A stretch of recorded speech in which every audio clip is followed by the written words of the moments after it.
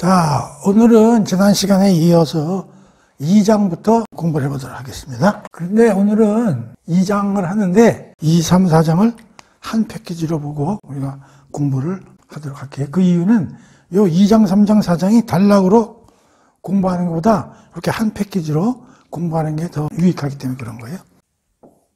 이렇게 샌드위치 같이 보여요?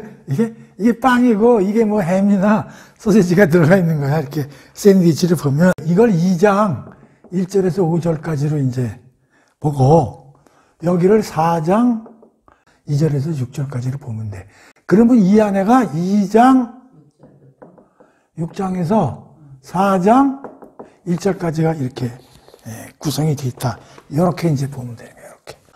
그러면 요 2장 1절에서 5절하고 4장 2절 16절은 뭐냐면 이게 시온의 회복, 메시아 왕국, 여기도 이제 남은 자들의 회복, 이런 식으로 해가지고 여기 요 두 군데는 앞으로 일어날 그 일에 대한 희망의 메시지가 들어가 있다고. 그러니까 여기는 되게 9번 내지 10번 주제란 말이에요. 10번 주제가 이제 여기 이렇게 이제.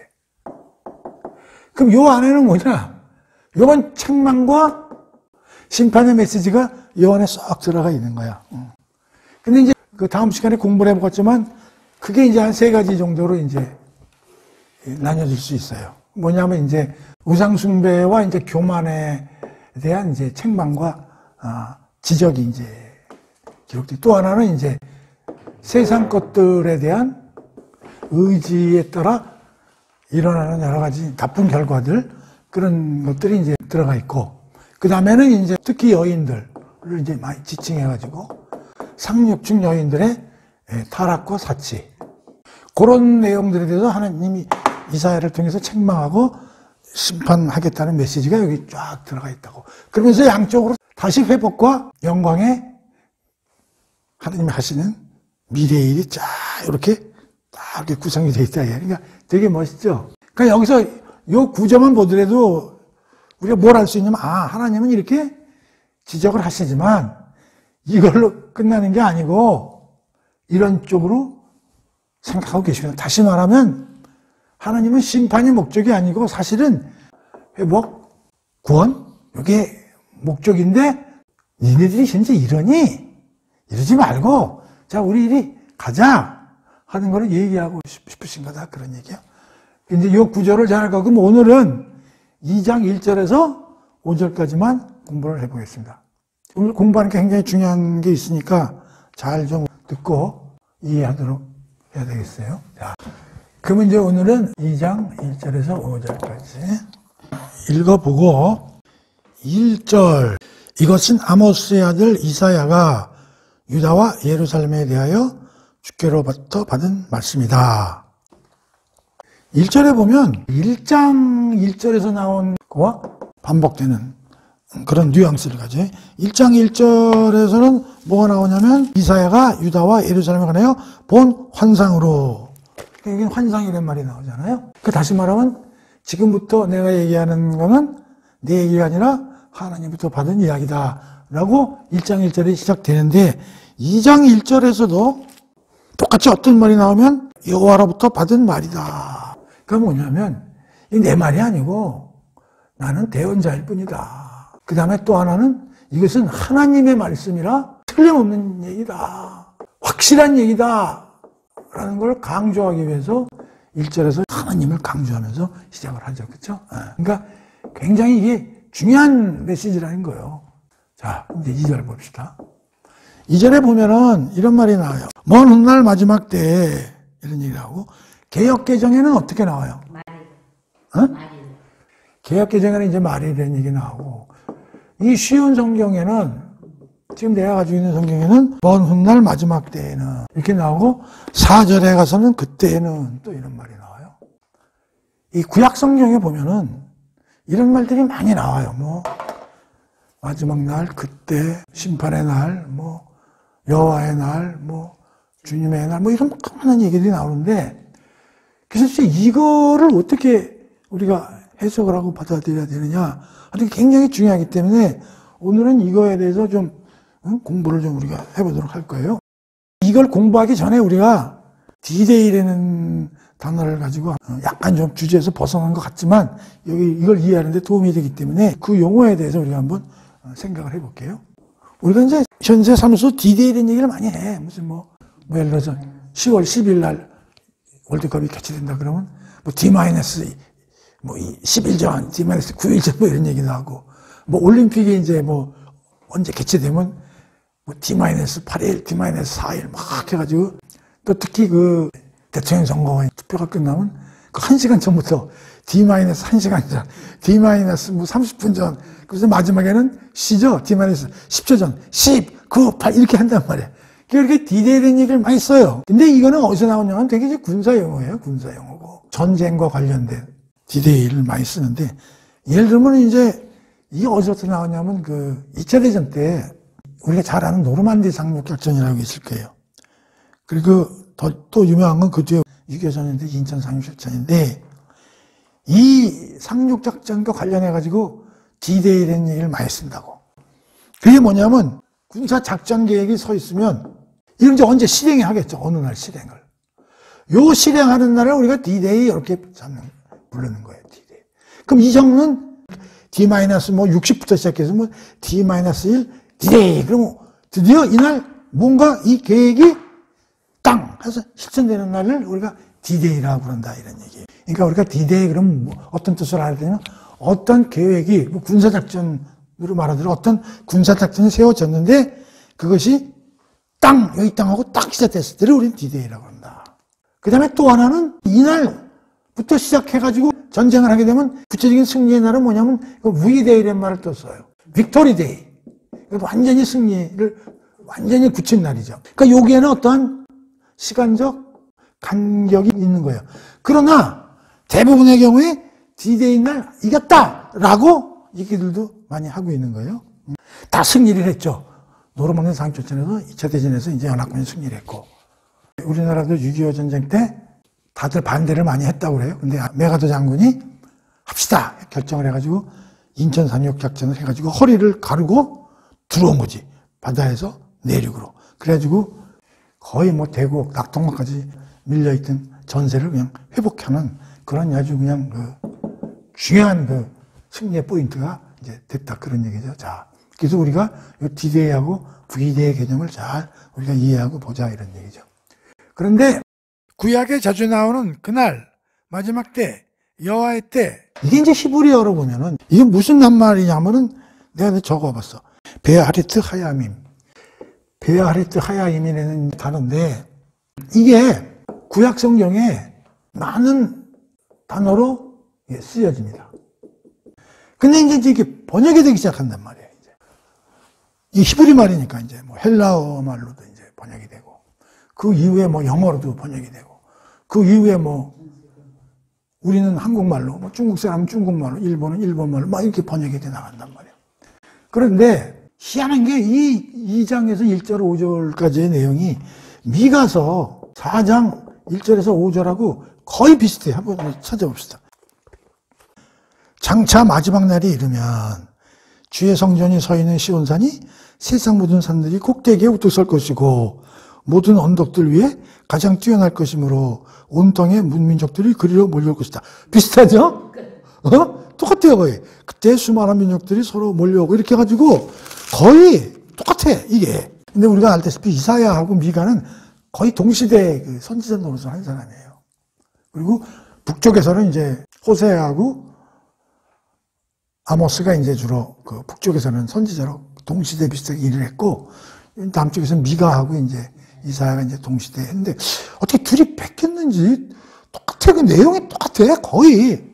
근데 이제 이때 해석은 이제 마지막 때로 이렇게 번역이 된 거예요. 그래가지고 대부분의 번역판들이 보면 이 베아하리트 하야임이 딱 나오면은 굉장히 종말론적으로 해석하는 경향이 대부분으로 이제 이루어진 거예요. 그러니까 종말이니까 마지막 때 그렇게 해석해요. 마지막 때 말세 종말아 이런 식으로 이 베아하리트 하야밈이라는 그 단어만 원문에 나오면 종말론적으로 전부 이제 해석을 하는 경향이 굉장히 많았다는 거예요.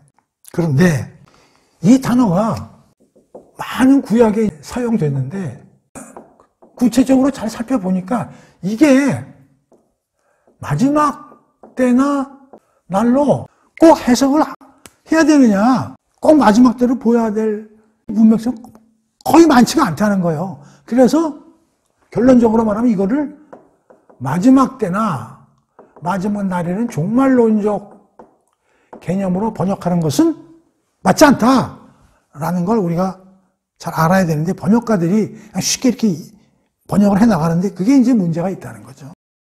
그러면 이거는 어떻게 해석을 하는 게 맞느냐? 이것은 종말론적인 개념보다는 1번, 하나님의 구원이 시작하는 때, 또는 이스라엘이 온전히 회복하는 때. 다시 말해서 구약에 나오는 이 단어가 나올 때의 개념은 시간적으로 현재와 단절된 시간이 아니고 현재와 연결되어 있는 시간으로 해석해야 한다. 그러니까 이게 현재와 동떨어진 저 마지막에 이루어지는 거다 이렇게 해석을 하는 게 아니라 현재와 쭉 연결되어 있는 그 시간으로 해석하는 것이 바람직스럽다, 그런 얘기예요. 다시 말하면 곧은 곧 다가올 미래, 앞으로 나갈 어떤 훗날, 어느 때, 이렇게 해석하는 것이 바람직스럽다, 이런 얘기예요. 그런데 이렇게 얘기를 해도 여러분들이 잘 와닿지 않을 거예요, 크게. 그래서 조금 전에 살펴본 D-Day 개념을 가지고 이거를 내가 설명을 해볼게요. 연합군 장군들이 모여가지고, 야, 어떻게 하면 전쟁을 이길까? 그래가지고 계획을 세웠어. 상륙작전을 하는 게 좋겠다. 야, 그럼 언제 하는 게 좋으냐? 뭐 일기예보도 살펴보고 적군의 동향도 살펴보고 여러 가지 고민을 해가지고 결국 이날을 확정을 했어. 드디어 이날 상륙작전을 개시했어. 그럼 어떻게 돼? 이제부터 여기서 공격이 이루어지겠지. 그래가지고 전쟁을 점점 유리한 상황이 이루어지면서 완전히 점령을 하고 완전히 항복선언을 다 받아내고 해가지고 여기서 완전히 전쟁이 종료됐어. 이게 빅토리데이야. 이게 뭐요? D-Day야. 자, 그러면 우리가 잘 생각해보죠. 그럼 전쟁이 끝났는데 이 작전은 언제부터 수행된 거야? D-Day. 그렇죠. 이게 굉장히 중요한 날이라고. 이때 이미 전쟁은 승리가 시작된 거예요. 그래서 여기서는 그 점점 확장돼가지고 완전히 완료된 거죠. 자, 그렇다면 이 개념을 잘 가지고 우리가 하나님의 계획을 한번 쭉 생각해 보자고. 자, 하나님이 창세 전에 요한복음 17장에서 배웠지만 아담과 하와가 하나님의 말씀을 듣지 않고 에덴 동산에서 나와가지고 타락한 이 세상을 하나님은 회복시키고 구원하시겠다는 계획을 세웠다 이 말이에요. 언제? 창세 전에 로이드 존슨과 원탁교회에서 삼성이 하나님 만나서 하나님 나라는 우리가 이렇게 만들어가고 그걸 위해서 인간의 구원은 이런 식으로 하자고 계획이 수립이 됐다고. 특히 중요한 건 누구를 통해서? 그리스도 예수란 말이에요. 우리 제2위격인 예수를 통해서 하나님 나라를 새로이 회복시키고 에덴 동산 이전으로, 그리고 인간들을 구원해서 그들로 하여금 하나님 나라를 만들도록 하고 하나님 백성들을 모으자 계획을 했어. 그게 쫙 시간을 생각한 거야. 어느 때 이 계획을 구체적으로 발동하는 게 좋겠냐. 그러다가 어느 날 드디어 여기에 예수를 성육신해서 이 세상에 왔어. 이게 이거하고 보면 뭐예요? D-Day야 이게. 무슨 D-Day? 하나님 나라와 구원. 요거는 하나님 나라의 백성을 새로 모으는 이때부터 시작이 개시됐다고. 그냥 쭉 예수님이 일을 하셔. 얼마 동안 하셨냐면 여기서 물론 32살까지 살다가 가셨지만 30살까지는 그냥 집에서 계시다가 한 3년에서 3년 반 동안 공생애를 하고 그러면서 어떻게 됐어? 죽었어. 십자가에서. 근데 물론 예수님이 여기서 계획은 죽으러 오셨지만 인간들 입장에서 보면은 인간이 승리한 거야. 가야바나 안디바나 우리가 이겼다. 빌라도도 요한복음 배웠지만 예수님이 죄에 대해서 크게 죄가 없는 것 같다는 생각했지만 결국은 로마 황제로부터 지탄을 받지 않고 자기 자리를 유지하기 위해서 결국 죽인 거거든. 특히 사탄은 와, 잡았어. 이긴 거야. 이제 살았다. 여제 후손 이제 멸살시켰으니까. 그런데 3일 후에 부활이 일어나는 거야. 근데 이 부활의 개념이 뭐냐? 사망을 이긴 사건이죠. 다시 살아났으니까. 그러니까 여기서 인간들이 승리했다고 봤는데 하나님이 이걸 다시 대역전을 시키면서 승리를, 부활은 하나님이 승리를 완전히 선언한 사건이란 말이에요. 다시 말하면 상륙작전을 했는데 한 며칠 동안은 누가 전세가 유리한지 잘 몰라. 그런데 이 예수님의 계획은 3일 후에 하나님이 선언해버렸어. 끝났다. 생명이 죽음을 이겼으니까요. 그래가지고 시작돼가지고 지금까지, 물론 앞으로 뭐가 나오냐면 예수님 재림. 이걸 뭐 마지막 때라고 우리가 불러도 되겠죠. 자, 그러면 지금 하나님 나라와 구원은 언제부터 시작됐냐면 이날 한포 사격이 이루어졌고 해병대들이 육지로 상륙이 시작된 때가 디데이라 이런 얘기야. 그러면 하나님이 우리를 구원하고 하나님 나라를 만드시겠다는 계획은 이때 세워졌지만 언제 스타팅이 됐다고 보냐면 예수님이 오셨을 때. 근데 그것이 언제 완전히 하나님이 승리했다는 손을 들어주냐면 부활할 때. 자, 그러면 이 전쟁에 사용된 이 디데이라는 걸 예수님 사건에 대입해보자 이런 얘기죠. 그렇기 때문에 우리가 이 기절을 공부하기 전에 약간 주제와 동떨어져 같은 디데이라는 단어를 가지고 우리가 좀 살펴본 거예요. 자, 그렇다면 성육신 사건도 중요하고 죽음과 부활 성도 엄청나게 중요한 거다. 다시 말하면 하나님 나라는 지금 이때 시작되는 거예요. 이때 시작되는 거예요. 예수님이 세상에 오셨을 때. 우리 구원은 이때부터 시작되는 거예요. 이때 시작되는 거예요. 여기 한포 사격 시작됐잖아요. 다시 말하면 하나님 나라 시작됐어요. 이 구원 시작됐어요. 한포 사격 시작했어요. 영생 시작됐어요. 아, 영생이 죽었다 다시 살아나는 게 영생 아니에요. 영생은 지금부터 우리는 이제 이미 영생이 돼서 가고 있는데 중간에 잠시 죽는 시간이 있을 뿐이지 시작되는 거라고. 하나님 나라 백성 이미 시작됐고 모으고 있는 중이고요. 올해 영광tem 이미 시작됐고 모든 게 다 뭐요? 이미 시작됐다 이런 얘기예요. 지금은 뭐 하는 중이에요? 시작되고 추진 중이다 이런 얘기예요. 이걸 이제 지웁니다. 다시 말하면 우리의 구원, 하나님 나라 시작, 영생, 부활 이런 것들은 잘 들으세요. 죽어서 얻는 것, 죽어서 영원히 갖는 것. 이건 지금이 아닌 내세에 이루어지는 것이라고 해석을 하면은 틀리다 이런 얘기예요. 이게 아니에요. 하나님이 그리는 이 미래의 큰 그림을 영적이다, 내세적이다, 이건 죽어서 가는 것이다, 이건 저 하늘나라에서 이루어지는 것이다, 이 세상과는 관련이 없다, 이렇게 해석하는 것은 안 된다 이런 얘기예요.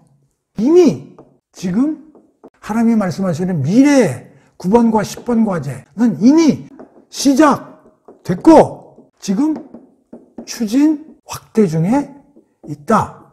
이게 맞는 개념이라 이런 얘기예요. 앞으로는 어떻게 돼? 100% 완료를 향해서 가고 있는 중이지 지금 시작은 이미 시작됐다. 이게 중요하다고. 따라서 우리가 이사야서를 읽을 때, 구약을 읽을 때 하나님이 보여주시는 큰 그림을 이해하려면 이미 상륙작전은 시작됐구나. 그래서 우리가 지금 밀고 나가는 중이구나. 그래서 지금 시작됐고 우리는 하나님의 자녀이고 하나님 나라 백성이고 하나님 나라는 이제 시작됐고 구원은 시작됐구나 라고 이해를 해야 된다 이런 얘기. 자, 그렇다면 지금 이 이사야서를 읽을 때 이걸 언제 쓰여졌냐 하면은 이사야가 살아있을 때 쓰여진 거 아니에요. 그럼 이사야는 740에서 680년까지 이르는 사람이거든. 그럼 이사야가 이때 하나님의 말씀을 받아서 기록했단 말이에요. 근데 지금 우리는 23년이니까 읽고 있잖아요. 그럼 몇 년의 갭이 있는 거예요, 지금. 2700년 후에 읽고 있는 거 아니야. 그리고 남은 자들을 메시아를 통해서 이루겠다는 큰 그림인데, 메시아가 온 거는 언제예요? AD에 오신 거 아니야. 원래는 BC 한 4, 5년 전에 왔었으니까. 그리고 죽기를 뭐 한 30년에 죽으셨으니까. 그러면 메시아가 오고 나서는 2000년 후에 지금 읽고 있는 거고, 이사야 선지자서는 2700년 뒤에 우리가 읽는 거잖아요. 그러니까 이건 지금 노르만디 상륙작전으로 보면 이사야서는 언제냐면 노르만디 상륙작전이 한포 사격하기 전에 지금 얘기한 거고, 한포는 그 전쟁은 시작됐어. 그러니까 우리는 한포 사격이 있고도 2000년이 지난 다음에 지금 있는 거라니까요. 그러면서 우리가 이걸 읽으면서 여기 나온 베아르트 하야빔을 마지막 때라고 읽으면 되겠냐고. 이게 안 되죠. 바꿔서 읽어야 된다. 그럼 어떻게 돼? 이미 한포 사격은 시작됐구나. 지금 하나님의 큰 그림은 시작이 됐고, 지금 어마어마하게 추진이 됐고, 이제 막바지 완성을 당해서 가는 그 단계에 있구나라고 이걸 읽어야지. 그래서 그날에 그때에 먼 날에 여호와의 날, 이걸 잘 해석해야 된다는 거지. 이걸 자칫 잘못 해석하면 지금 앉아서도 저 별 넘어 내가 죽어서 가는 곳 이런 식으로 이해를 하면 꽝이라는 거예요. 그래서 이 개념을 잘 이해를 해라 이런 얘기. 오케이? 좀 이해가 됩니까? 자, 그럼 다시 한번 이게 중요한 개념이기 때문에 다시 한번 얘기를 합니다. 자, 하나님은 계획을 창세전에 세웠어요.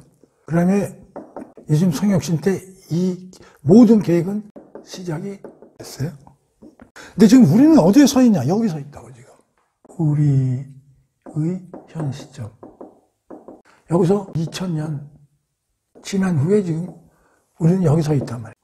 이사야서는 마이너스 약 740에서 680년. 이때 지금 여기 시작이 됐다 이런 얘기예요. 뭐가 시작됐느냐? 구원은 시작됐고 하나님의 계획은 이미 여기서 이제 발동이 시작된 거예요. 다시 말하면 구원 계획이요, 하나님 나라의 시작이요, 하나님 나라 백성을 모집하는 그 시작이요, 영생, 하나님의 영광의 선포, 모든 게 여기서 좀 시작이 돼버렸다 이런 얘기예요. 자, 그러니까 우리는 지금 이걸 어떻게 된 게 다 누리고 있다고. 자, 그런데 여기서부터 이미 시작됐기 때문에 다 누려야 되는데 우리 중에 두 부류가 있는 거예요. 예수 그리스도를 믿는 부류가 있고 안 믿는 부류가 있다고. 다시 말하면 예수 그리스도를 믿는다는 얘기 뭐냐면 예수 그리스도가 하나님의 아들임을 믿고 입으로 시인하고, 다시 말하면 거듭난 자, 믿는 자는 언제부터 그러면 이게 나한테 시작이 발동되느냐 하면 내가 거듭나고 깨닫고 믿는 시점부터 이것은 나에게 효과가 시작되고 있는 거예요. 그러니까 우리 크리스천은 우리가 거듭나고 세례받고 이런 걸 이해하고 하는 그 순간부터 일어난 이 모든 하나님의 계획은 내 안에서 스타팅이 되고 일어나고 있다 이런 얘기예요. 안 믿는 사람에게는 이런 일이 벌어지더라도 어떻게 돼? 효과가 안 미친다. 재미나는 게 2차 대전이 끝나고 일본 황제가 나가사키하고 히로시마에 이제 원자탄 2방이 떨어지니까 야 이거 큰일 났구나 이제 항복을 했잖아요. 전쟁이 끝난 거죠. 종료가 됐는데. 근데 저 필리핀 군도나 이런 데 있던 그 안에서 싸우고 있는 군인들은 그거 아직 못 들은 거예요. 전쟁 시점인가 그 해외 토픽이 하나 났는데 일본군 장교가 그 전쟁이 끝나고 한 20년 지난 다음에 깨제가 나타나가지고 그 전쟁이 끝난 걸 모르고 앉아 있는 거지. 그래가지고 계속 전투 중인 줄 알고 숨어 다니고 뭐 이랬다는 거예요. 참 어이가 없는 일이 이제 그렇게 해외 토픽 때문에 나타난 거야. 그게 뭐냐면 전쟁이 끝난 거를 그 군인으로 말하면 여기 끝났는데도 불구하고 효과가 안 미친 거지. 왜? 모르고 있으니까. 그러니까 성경을 읽고 어떤 이유에서든지 하나님을 알게 되고 예수를 믿게 된 자들은 어떻게 됐다? 이미 이 스타팅된 이 효과를 이미 다 누리고 있는 거라 이런 얘기예요. 그러니까 얼마나 우리는 이사야 시대에 듣고 있던 청중들에 비해서 우리는 얼마나 큰 유익을 얻냐 이런 얘기예요. 그렇죠? 특히 이 예수 그리스도가 온 이웃 사람하고 이게 완전히 디데이니까 이웃 사람하고 이전 사람하고 얼마나 은혜의 차이가 있겠어요. 이웃 사람 중에 안 믿는 사람 빼고 믿는 사람은. 그래서 복음서에 보면 이런 말이 있거든요. 예수님이 이런 얘기 하셨거든요. 세례 요한이 마지막에 영적 약간 침체에 좀 빠져가지고 제자들이 와가지고 예수를 막 저 사람 뭐 진짜 하느님 아들 맞냐 막 이러고. 그래가지고 이제 그럼 가서 직접 물어봐라 예수한테. 그래서 이제 예수한테 와서 당신이 직접 하느님의 아들이냐 막 묻는다고 세례 요한 제자들이. 그래서 예수님이 재미나게 말씀하셨어요. 나한테 묻지 말고 내가 하는 행동을 보면 알 수 있지 않느냐 그러면서 세례 요한은 지금까지 여자들이 낳은 자 중에 가장 큰 자다. 그러나 내가 온 이후에 구약에서는 가장 큰 자다. 그러나 신약시대에 가장 작은 사람만도 못하리라 그랬다고. 그게 뭐냐면 여기 아무리 큰 사람도 여기 아무리 작은 사람보다도 못하다는 거지. 이 이후에 태어난 건 그냥 복이죠. 그래서 이 개념을 정확히 이해하자. 그리고 이제 2장을 공부를 해봅시다. 자, 먼 훗날 마지막 때는 이게 잘못됐다는 거예요. 거기는 뭐라고 번역됐어요? 말이래. 그것도 잘못된 거야. 말이 이렇게 하면 안 되지.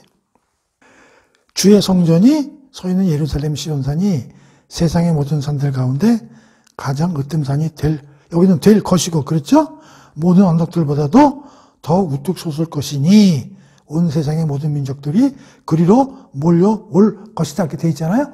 이걸 지금은 우리가 어떻게 읽어야 되냐면 예루살렘의 시온산이 세상의 모든 산 위에 이미 우뚝 섰고 높은 데로 유지되고 있으며 온 세상의 민족들이 몰려왔고 앞으로도 더욱더 몰려와서 더 크게 될 거예요. 뭐 이런 식으로 해석을 해야 된다. 이런 얘기예요.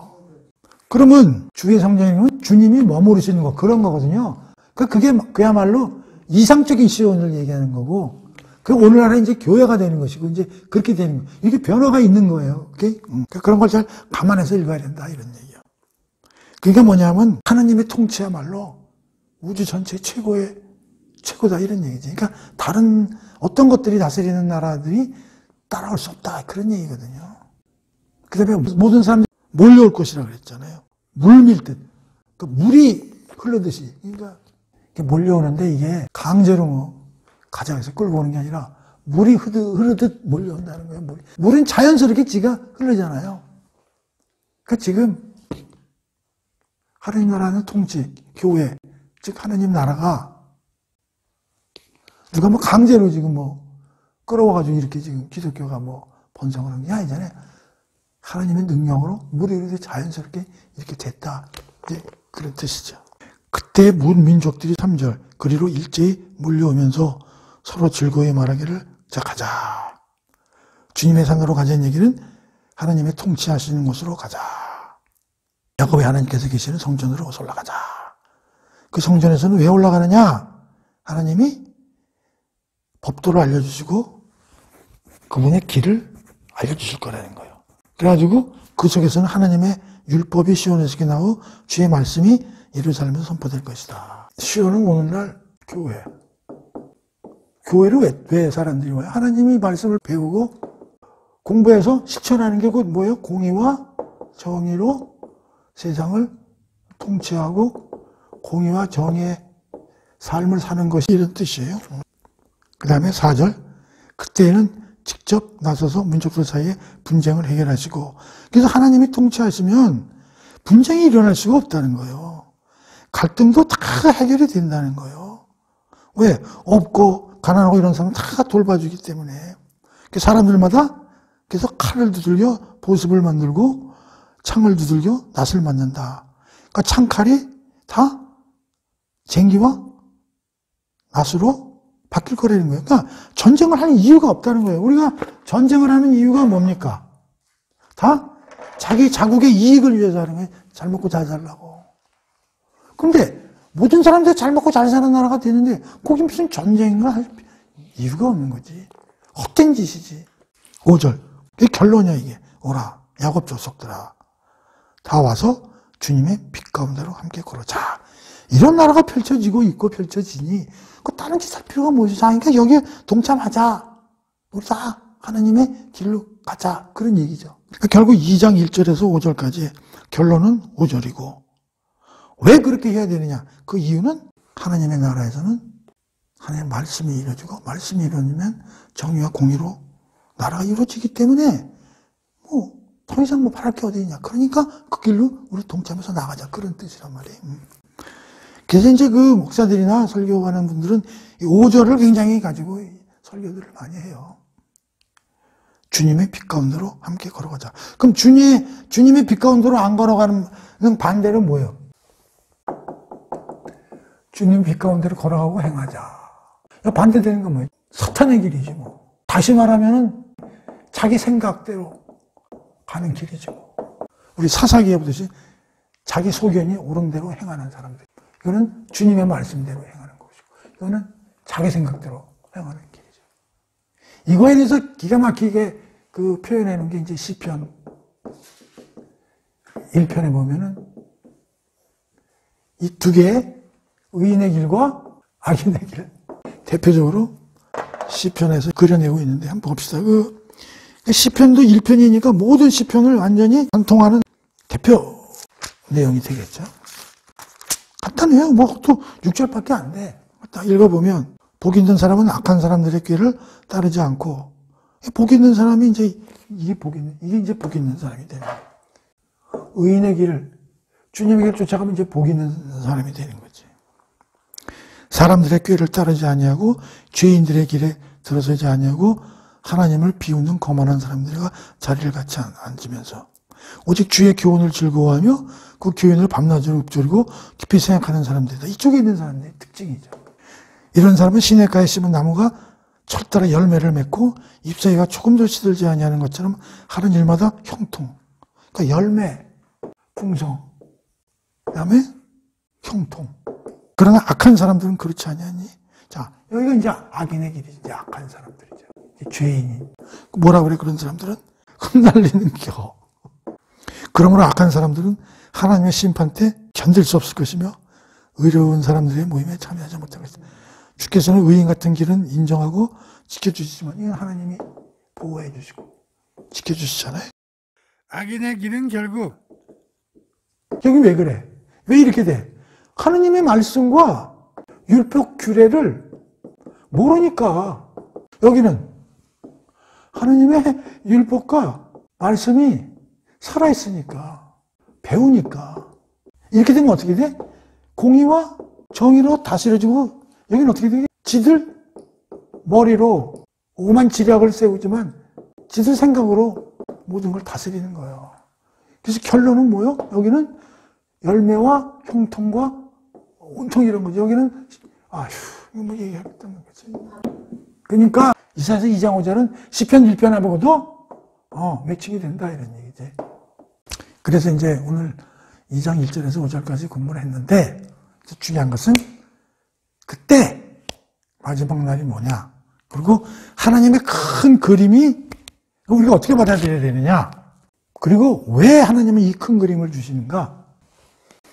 종합결론. 하나님은 왜 큰 미래의 그림을 주시는가? 하나님은 심판으로 끝내지 않으신다. 하나님의 목적은 회복에 있다. 그러니 이 앞날의 큰 미래는 영광이고 풍성이고 큰 복이고 영광이니 그 길로 행하자고 권면하시기 위해서 큰 그림을 주시는 거다. 이게 큰 목적이고요. 그 다음에 미래의 그림을 알아야 우리 인간들은 마음이 편해지고 두렵지 않다. 우리는 항상 미래를 모르기 때문에 두렵고 어떻게 할 줄 모르고 그런 거거든요. 그러니까 미리 가르쳐 주시는 거예요. 야, 그거 두려워하지 마라. 그 다음에는 이렇게 이런 길로 간다. 결과를 알면은 안 두렵죠. 그리고 설령 지금 어렵더라도 휘황찬란한 미래가 보이니까 소망이 있지 않습니까? 그러니까 우리에게 소망을 주시는 거죠. 그러니까 지금 다소 어려움이 있더라도 그걸 극복할 수 있는 그런 힘을 주시기 위해서 이런 큰 그림을 주시는 거죠. 그리고 오늘 공부한 이때, 미래 이런 말의 그 단어를 우리는 지금 시작됐고 내가 그 시작 안에 서 있다는 사실을 알아야 한다. 그런 얘기 굉장히 중요한 개념이죠. 그래서 오늘 2장 1절에서 5절까지 이렇게 공부를 했으니까 잘 좀 이해를 하시고 알아두시면 좋겠어요. 그리고 요 다음 시간에 이제 심판에 관한 얘기, 중간에 샌드위치 안에 들어가는 얘기 좀 공부를 하고 구체적으로 그 다음에 또 마지막에 다시 미래 회복에 대한 얘기 또 나오니까 그거까지 해서 내일은 요 다음 시간에는 그렇게 그걸 공부하도록 하겠습니다. 오늘은 이걸로 끝.